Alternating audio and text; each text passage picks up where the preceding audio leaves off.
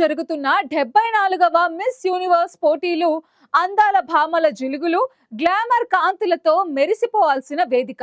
కానీ ఈసారి ఆ వేదిక కాంతుల కంటే వివాదాల వల్లే ఎక్కువగా వార్తల్లో నిలిచింది.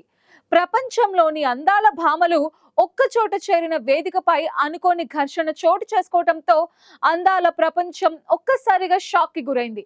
మెక్సికో అందాల భామ ఫాతిమా బోష్, ఆతిథ్య దేశానికి చెందిన Miss Universe Thailand national director Nawat మధ్య జరిగిన మాటల యుద్ధం ఇప్పుడు సోషల్ మీడియాలో పెద్ద రచ్చగా మారింది.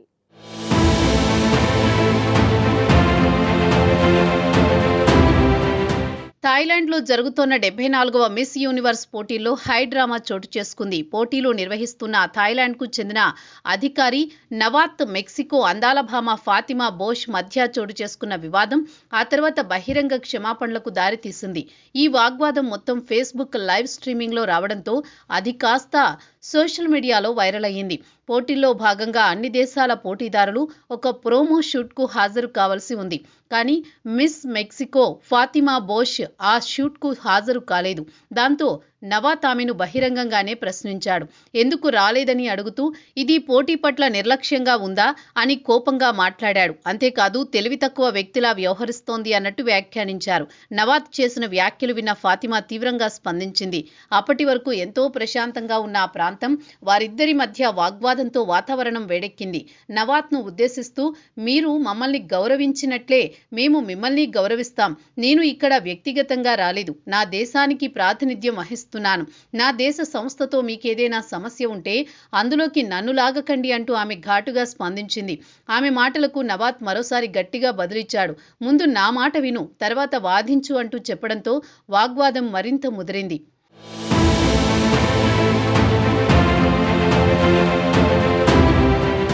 నవాత్ వ్యాఖ్యలతో ఫాతిమా కళ్లు చెమగిల్లాయి. దీంతో అక్కడే ఉన్న మరికొంతమంది పోటీదారులు ఫాతిమాకు మద్దతుగా నిలబడ్డారు.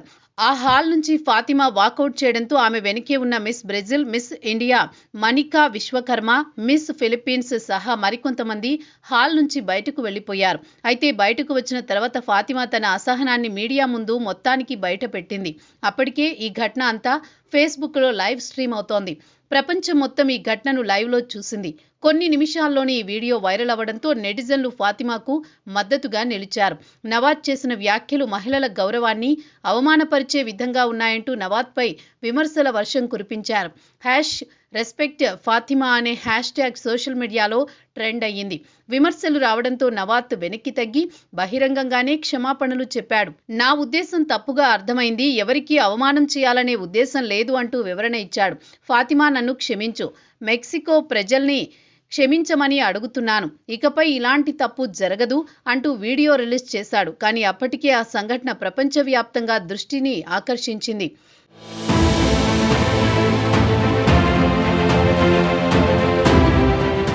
ఈ ఘటనపై మిస్ యూనివర్స్ ఆర్గనైజేషన్ సీఈఓ అన్నీ జుక్రాజు టాటిప్ ఇన్స్టాగ్రామ్లో ప్రకటన రిలీజ్ చేశారు.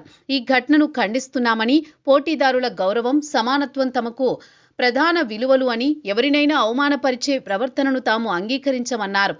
ఈ ప్రకటనతో ఫాతిమాకు మరింత మద్దతు లభించింది. ఎవరైనా అగౌరవంగా చేస్తే సీరియస్ యాక్షన్ తీసుకుంటాం అని స్పష్టం చేశారు. ఈ ఘటన తర్వాత మిస్ యూనివర్స్ ఆర్గనైజేషన్ కొత్త రూల్ను తీసుకొచ్చింది. ఇకపై అన్ని రిహార్సల్స్, షూట్స్ రికార్డ్ అవుతాయని, ఎవరైనా కంప్లైంట్ చేస్తే 24 గంటల్లో ఇన్వెస్టిగేషన్ జరుగుతుందని స్పష్టం చేసింది. మరోవైపు ఈ ఘటనపై ఫాతిమా బోష్ ఇన్స్టాగ్రామ్లో పోస్ట్ చేసింది. తాను ఇక్కడ బ్యూటీ కోసం వచ్చానని, బులీ కోసం కాదని తెలిపింది. తనను తన దేశం గర్వంగా చూస్తోందని, ఫైనల్ వరకు పోరాడతానని స్పష్టం చేసింది.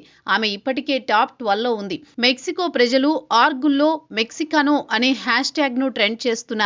ఇక ఫాతిమాతో పాటు వాకౌట్ చేసిన వారిలో మిస్ ఇండియా మనికా విశ్వకర్మ ఉన్నారు. ఈ ఘటనపై ఆమె ఇన్స్టాలో స్టోరీ పెట్టింది. తాము ఒకరికొకరు సపోర్ట్ చేసుకుంటామని, థాయిలాండ్ హాస్పిటాలిటీ గొప్పే కానీ రెస్పెక్ట్ మస్ట్ బి యూనివర్సల్ అని పోస్ట్ చేసింది. జైపూర్లో ఆగస్టు 18న జరిగిన మిస్ యూనివర్స్ ఇండియా 2025 పోటీల్లో ఆమె విజేతగా నిలిచిన మనికా ప్రస్తుతం టాప్ 20లో ఉంది. ఇప్పుడు ఆమె ఈ ప్రపంచ వేదికపై భారతదేశానికి ప్రాతినిధ్యం వహిస్తోంది.